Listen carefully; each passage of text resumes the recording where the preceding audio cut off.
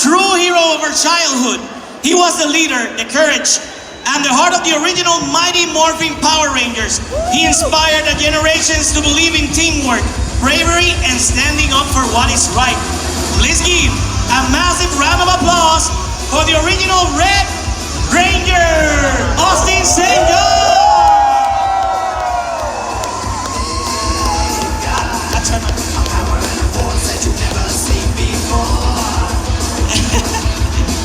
Here you go, ladies and gentlemen, Austin St. John!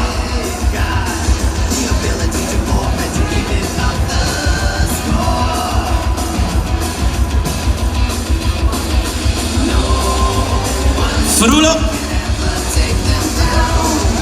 All right.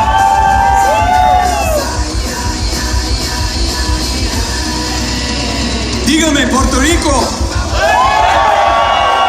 ¿Qué pasó? ¿Te gusta Power Rangers? Dígame qué hora es. No, come on. Otra más. Dígame qué hora es. Está mejor. Thank you, Jason. Please take a seat over here. I'm gonna stand. You want to stand? I'm a stander. Can I stand? All right. Jason, it is a pleasure. Austin, it is a pleasure to have you here at the Portal Experience. How Puerto Rico been treating you this past few days? Caliente. I don't know how you guys do it, man. It is hot. I get out of the shower and I'm already sweating.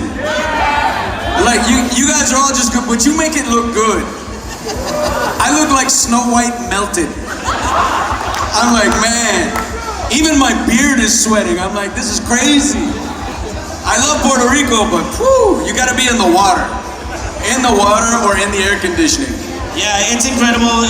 Our temperature here sometimes, it gets colder, it gets hotter, but it seems like it's only getting hotter. I think it's because you guys came around here. That has to be it. That has to be it. Red hot. Red hot.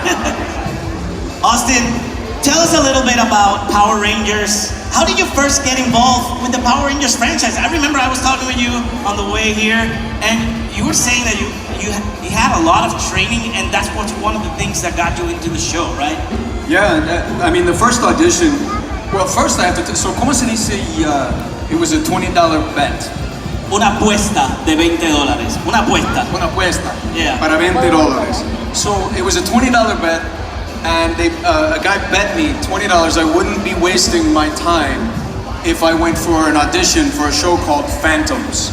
You guys ever hear of Phantoms? That's what Power Rangers originally was supposed to be called. So I'll tell you something else you might not know. Did you know that Jason's character name was originally Victor?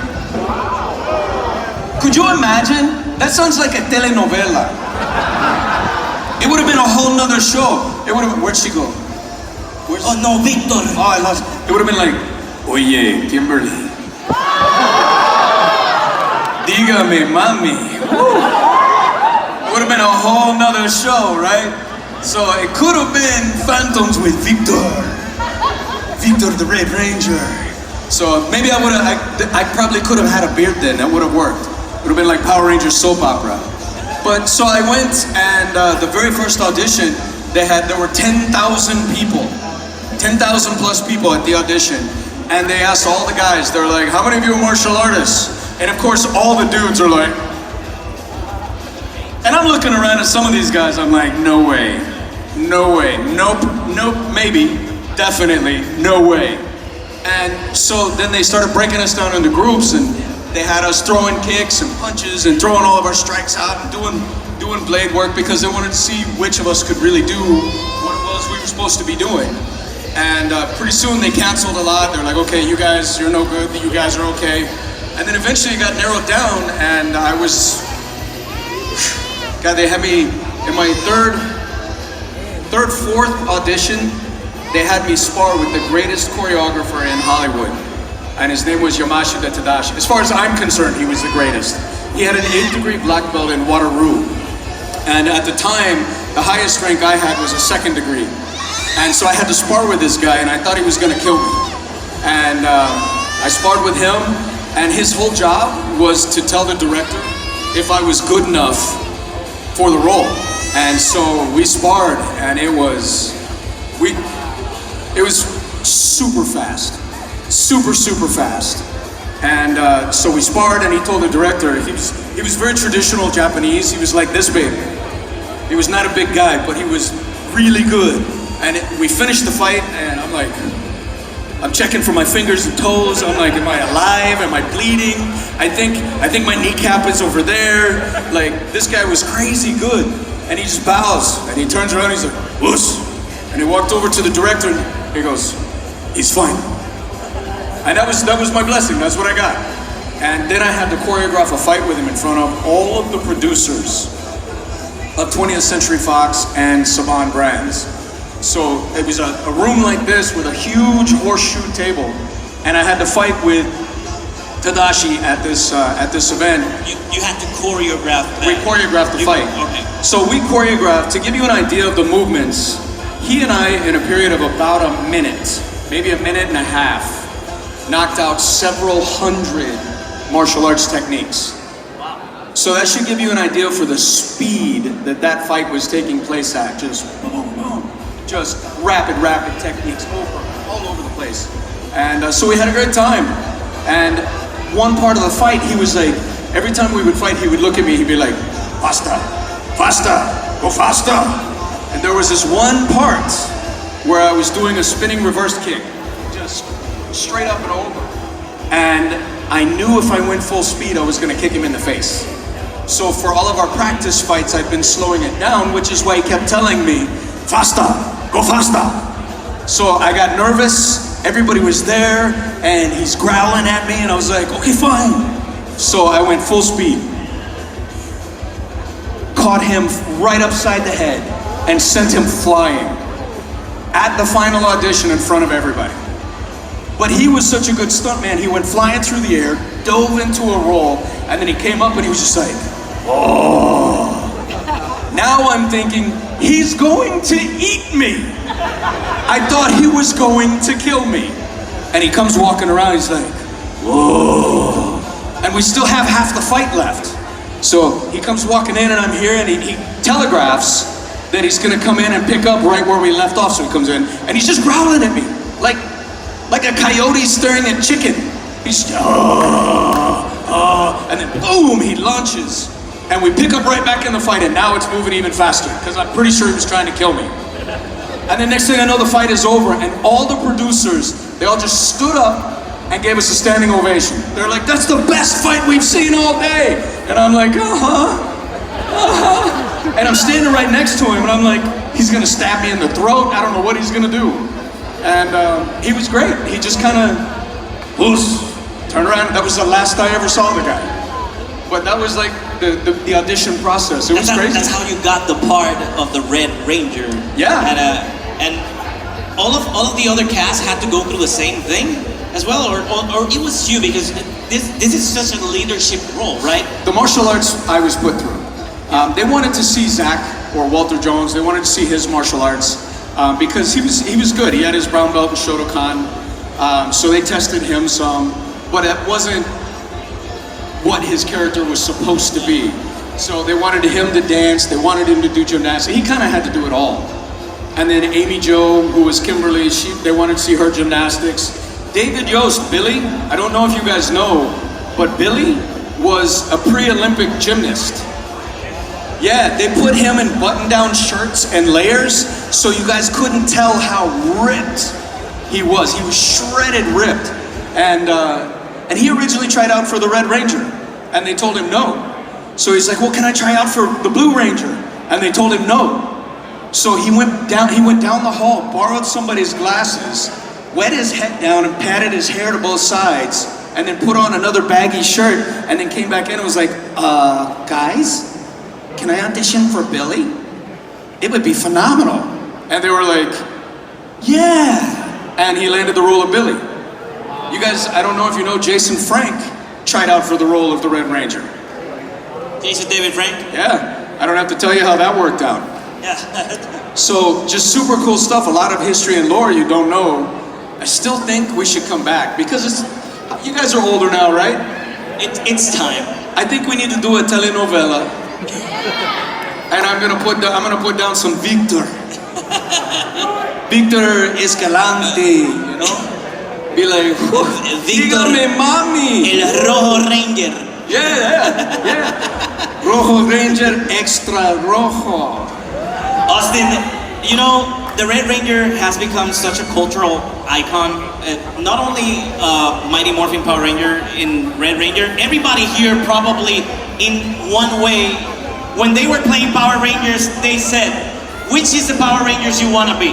And everybody probably said Red Ranger, right? Right? Everybody wanted to be a Red Ranger. So, how did that affect your life at the time that everybody like wanted to be this Red Ranger?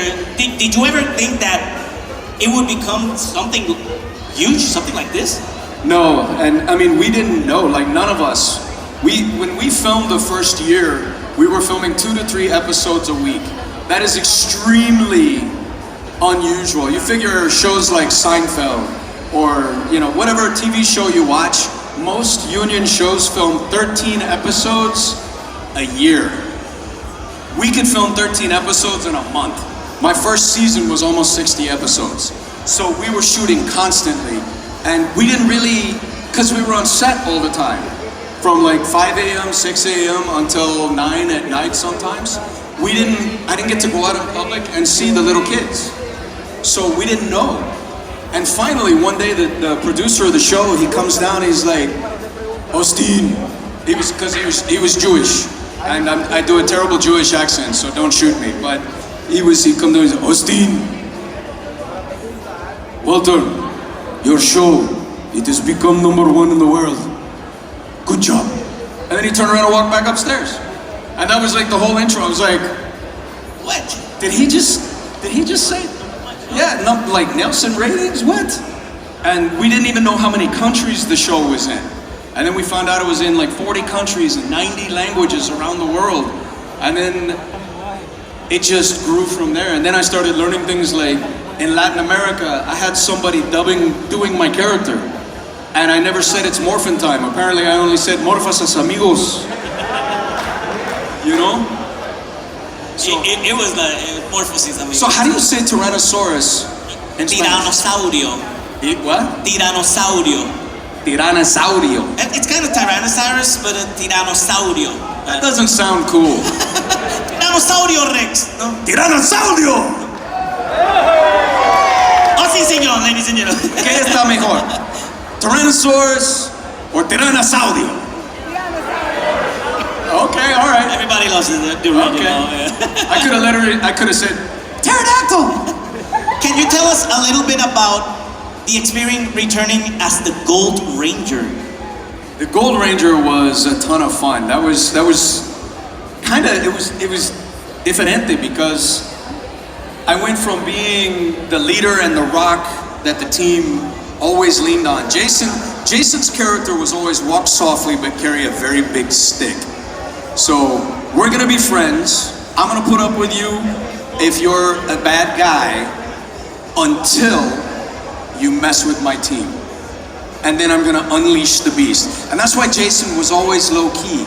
Like Tommy's character was flashy and he was meant to be flashy and big and over the top. Jason was meant to be, you guys do whatever you need to do, and if you need me, I'll step in. So he was always low key but a beast. When I came back as the Gold Ranger, #1, that's the coolest suit in the history of the Power Rangers. As far as I'm concerned, Gold Ranger is beast. And then King Tyranno, like this isn't King Tyranno, but this is white and green crossover with a Draken. Look, so Lord Draken. There's a version of this that has been done between the red and the gold called King Tyranno. And it's beast. But the Gold Ranger is the only ranger in the show with the history of 3 powers at one time. He had the power of 3 rangers at one time. No other ranger has had that. What's that? And oh yeah, I guess I had Omega too. That happened afterwards. So Jason was, I guess, 5 Power Rangers, Omega, 3 Gold Rangers, and the Red Ranger. He had 5 Zords, He's the only ranger to defeat Tommy when he was evil. He was the only ranger to fight with a monster unmorphed with no powers. So Jason has a lot of first and onlys in the history of the show.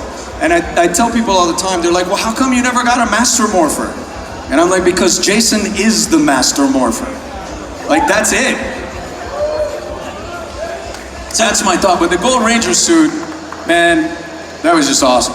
Before we go to some kind of questions here that some of the audience have, I want to ask, is there some kind of favorite memory that you have from the show? Like, would you say Forever Red was your favorite episode, or would you say any other episode, or something in particular that you liked about, or that you always remember from the show? You know, every time I answer this question, I remember something different. There's so many. I mean, I remember the first day I walked on set. I was an 18-year-old boy. I mean, guys, how many of you remember the day you turned 18? You remember that day? You're like, you look at your mom, you're like, un hombre. Yo soy un hombre macho. Yeah, you're muy macho. Right? That's how you feel at 18. You're like, ah. I walked onto a set full of like 22 of some of the world's best martial artists and stunt guys. And I was feeling, you know, macho. And I looked at some of these guys and I was like, whoo, I'll fight with all of them, but I'm probably gonna get hurt.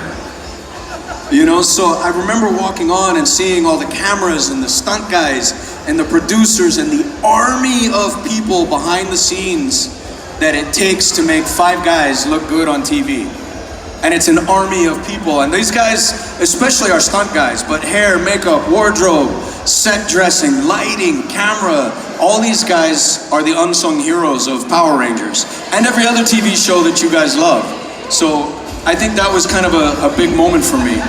But I watched a tarantula almost eat Walter's face one day. Do you guys know that story? So there was, I don't remember the name of the episode, but it was probably in the first 30 episodes, where Jason and Zach are standing in a hallway with all the other guys, and out of the middle of nowhere, a tarantula, a big spider, lands on his shoulder. Well, the way this works is Walter or Zach and Jason were standing here talking, and the director calls freeze. He doesn't call cut, he says freeze. So we literally just do this. And then they run in and they put the tarantula on his shoulder, and then the guy runs out, and then we're here and he goes, second action. So then we know to pick up and react to the spider. Now before we did this scene, Walter and I were over there talking with the spider handler, and I mean it was as big as your hand. It was a huge tarantula, big old hairy beast. And the guy was like, we already fed him 9 cockroaches, he's eaten, it'll be fine, and don't worry, you'll always know if he's gonna attack because he'll lift up his front 2 legs. So Walter held him, and we were just walking around with Walter's hand, he was walking around with my hand, no problem, he was very calm. Until, here we are, and director calls second action. And we're like, oh, and I'm like, I start doing this, and Walter, he turns and he's like, ah, he lets out a scream. Now, when was the last time somebody screamed in your face and you were okay with it? Never, right? Well, that's how the tarantula felt. Because Walter screamed at him, and all of a sudden that tarantula spun around and faced his face, and up went the 2 front legs.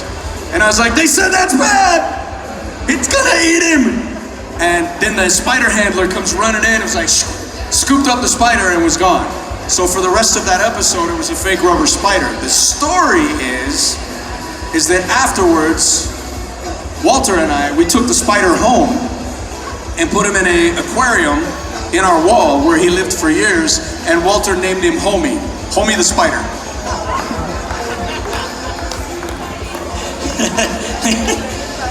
Quite a moment. Okay, we got a few questions from the audience. We got time for... We do. First one.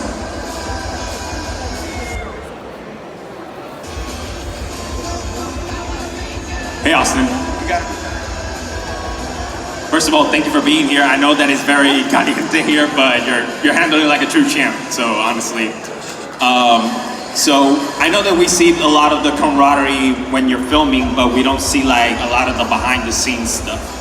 So how was the interaction with your other castmates, with David, with Amy Jo, with Tweet, God rest her soul, with Walter, and with JDF, also God rest his soul as well?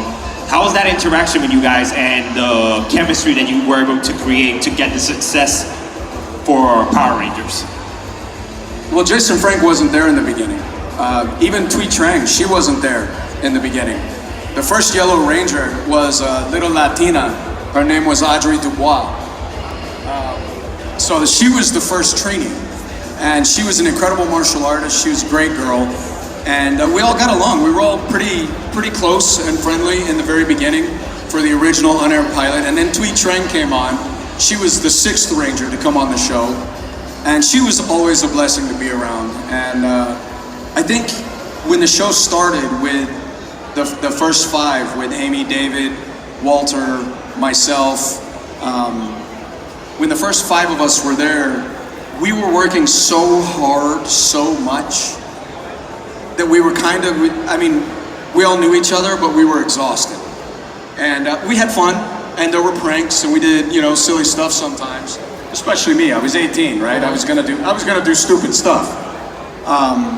And then Jason Frank came on, and he was the 7th Ranger on the set. And I think he was 1 year older than me. And he had as many immature pranks and jokes as I did. We definitely did some dumb stuff just for fun. But it was kind of, it was a family in some ways.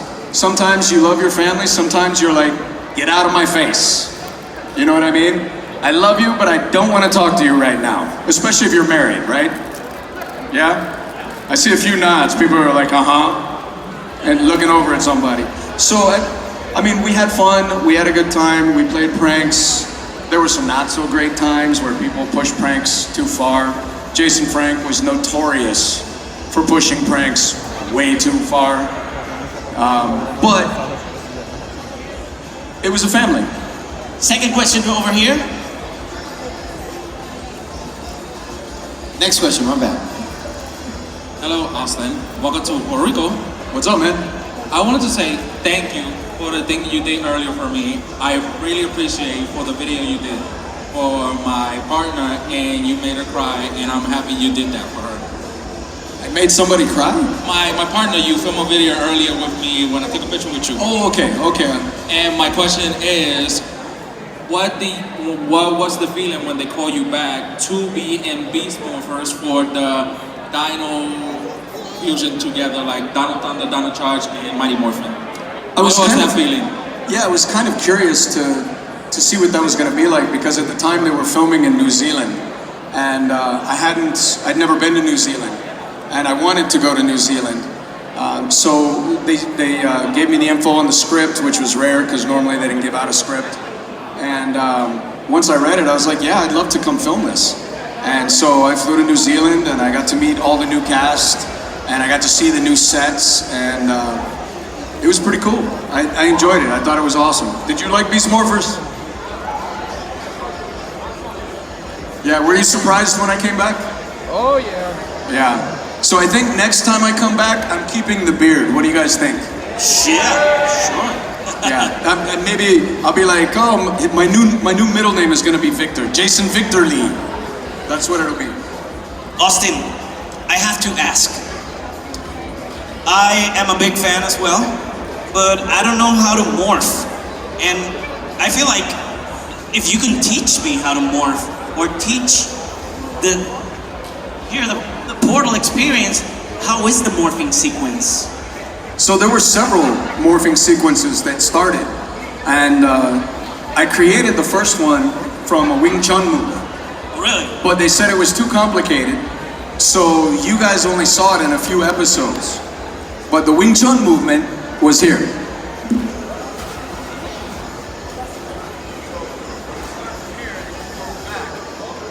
Come to the bat, and then it was the lean, and it was across there. And that's what the purpose was. So this was meant to be a block strike movement.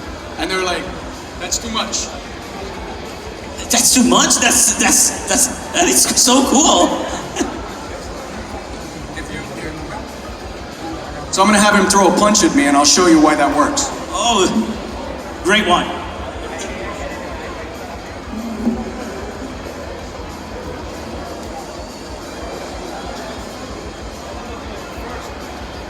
All I'm looking to do first is get out of the way. If a car is coming at you down the road, do you block the car or do you get out of the way?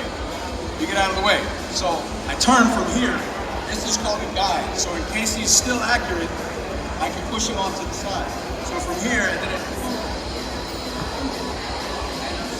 and that's a liver strike. Liver and abdomen. Boom! What is it? And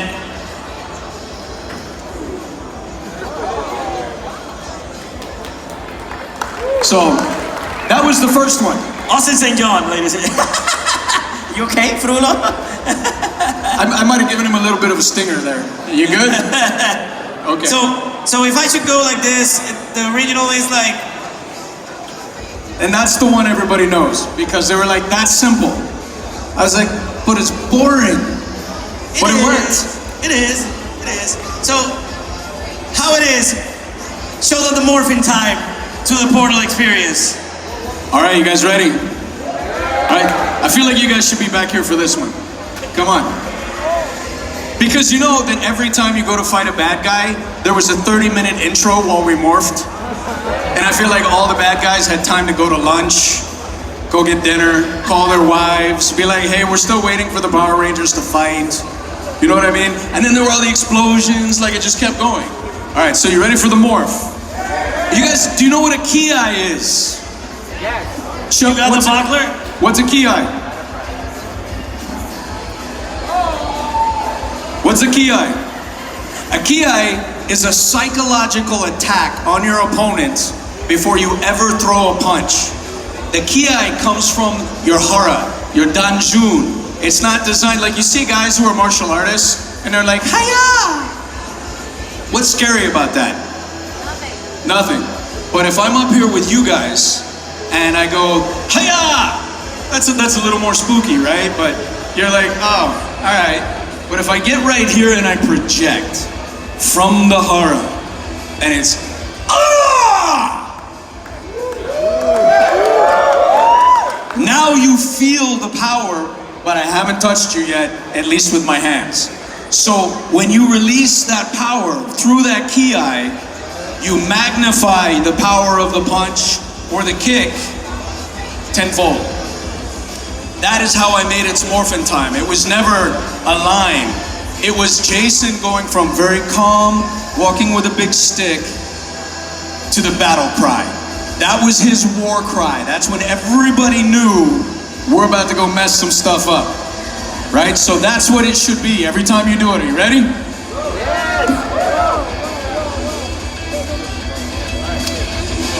On three. Give me 1, 2, 3 and do it with me. 1, 2, 3. It's morphin' time! Tyrannosaurus! And that's it. Ladies and gentlemen, this was Austin St. John, who's gonna be here with us at the Portal Experience. Let's just take a quick photo here with people here. Come on, guys. Yeah, I've been taking them off.